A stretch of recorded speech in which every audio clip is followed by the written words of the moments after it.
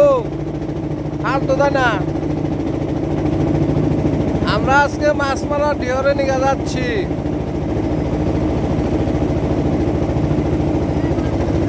ওই সামনে দেখা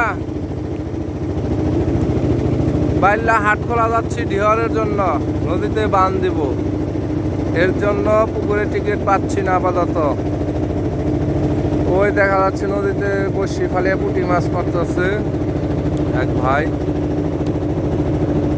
আরে রোদের লেগে কি ফোকাস হয় না, কিছুই তো দেখি না। এমবি রাখ, এমবি রাখ। আমাদের আইলাটা ভালো না, কথা শুনে কম।